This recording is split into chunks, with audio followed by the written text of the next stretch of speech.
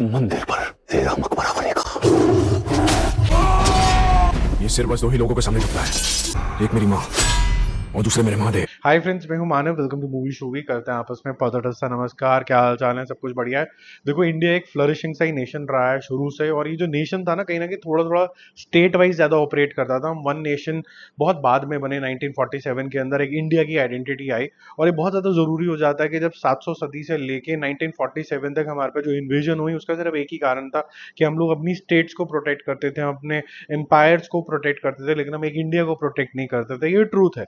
इसको अगर हम एक्सेप्ट कर ले तो हम जो ग्लोरिफिकेशंस ऑफ जितने भी इन्वेडर हैं, चाहे वो मुगल्स हो चाहे कोई भी हो, उनको हम टोन डाउन कर देंगे, लेकिन उनको किताबों से नहीं हटाएंगे। और हम उन वीरों के नाम दोबारा से लेके आएंगे जिनको कोई आजकल ज्यादा जानता नहीं था। जैसे आप छत्रपति शिवाजी महाराज को कितना जानते हैं, छत्रपति संभाजी महाराज को कितना ज्यादा जानते हैं, और कहीं ना कहीं अब वीर केसरी के अंदर हमें हमीर जी गोहिल नाम के जो वीर थे उनके बारे में भी पता चलता है कि इनका योगदान क्या था। वैसे एक राजपूत वीर थे जिन्होंने सोमनाथ टेम्पल की जो ग्लोरी थी इन टर्म्स ऑफ हमारी आस्था फॉर शिव, और साथ साथ में जो वहां पर लोग दान दक्षिणा देते थे और जो भी अच्छे कामों के लिए फिर वो फर्दर यूज होता था, तुगलक जो आर्मी थी उसका पूरा नजर उसके ऊपर थी, उन्होंने कैसे उसको प्रोटेक्ट किया था। तो ये यहाँ पर सब कुछ दिखता है। विवेक ओबरॉय आपको यहाँ पर दिखेंगे, सुनील शेट्टी यहाँ पर दिखेंगे, सूरज पंचोली यहाँ पर दिखेंगे, जो हमीर जी गोहिल के रोल के अंदर है। सारा जो ट्रेलर है वो आपको कहीं ना कहीं थोड़ी बहुत छावा की याद दिलाता है, थोड़ी सी जो हिस्टोरिकल पिक्चर हैं उनकी याद दिलाता है।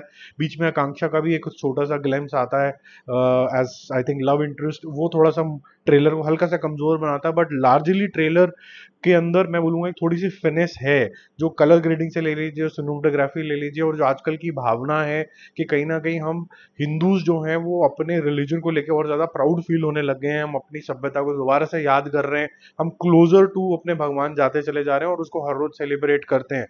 और ये भी जरूरी हो जाता है कि वो ऐसे कौन से वॉर हीरोज थे जिन्होंने अपना बलिदान दिया और कहीं ना कहीं प्रोटेक्ट करने की कोशिश करी हिंदू कल्चर को। तो ये सारी जितनी भी चीजें आपको इस पिक्चर के अंदर देखने को मिलेंगी। डायलॉग्स भी ठीक है। यहाँ पर सुनील शेट्टी के एक दो बड़े ही इम्पैक्टफुल टाइप के ग्लिम्सेस आए जो मुझे थोड़ा अखंडा के जोन के अंदर लेके गए। और विवेक ओबरॉय का जब मैं देख रहा था वो उतना ही क्रूअल लग रहा था जैसे कि औरंगजेब लगा छावा के अंदर। सूरज पंचोली भी अच्छे लग रहे हैं, हालांकि डायलॉग्स बहुत ज्यादा नहीं दिए हैं, लेकिन जब वो बोलते हैं कि मेरा सर सिर्फ दो ही जगह पे झुकता है, एक माँ के आगे और एक शिव के आगे, वो बिल्कुल गूज बम्स की तरह तो आता है। इस तरीके की पिक्चर जो आज के डेट में हिंदुस्तान में सेंटिमेंट्स हैं हिंदू सभ्यता को लेके, कल्चर को लेके, ऐसी पिक्चरों का चलन चल रहा है और ये चल भी सकती है। और जिस तरीके की पिक्चर है, अगर इसके अंदर सच्चाई दिखाई गई तो मेरे ख्याल से ये चल जाएगी। कुछ कुछ आजकल लोग जो हैं वो काफी ज्यादा अप्रिशिएटिव हो गए हैं इस फैक्ट के कि हमें जैसा भी दिखा रहे हो वो वैसा ही ट्रूथ दिखाना जैसा कि हुआ था। तो आई एम श्योर सबके पास गूगल भी है, किताबें भी हैं, कुछ हिस्टोरियंस भी होंगे, वो कहीं ना कहीं खोद के निकाल देंगे कि यहाँ पर इस पिक्चर के अंदर जो कहानी दिखाई जा रही है वो एकदम सच है या फिर कुछ मैनिपुलेटेड है, क्या है।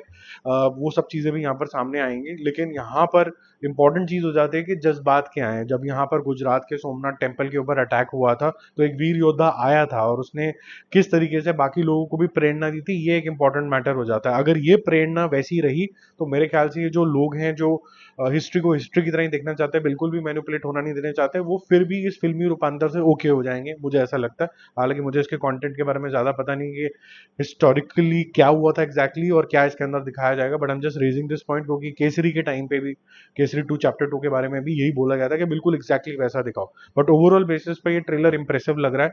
आई वुड नॉट से कि इसका स्केल और इसकी जो फिनेस है बिल्कुल छावा जैसी लग रही है, बट ठीक है, मतलब ओके जोन के अंदर है ये। ऐसे बिल्कुल ही चीप जोन के अंदर किसी भी एंगल से नहीं जाती है। और अगर ऐसे कोई वॉर हीरो थे जिन्होंने बहुत पहले, इनफैक्ट छत्रपति संभाजी महाराज से भी पहले ये वॉर लड़ी थी 1299 एडी के अंदर, मतलब 1300 के आसपास में ये लड़ाई लड़ी थी और वीरगति को प्राप्त हुए थे, राजपूत थे।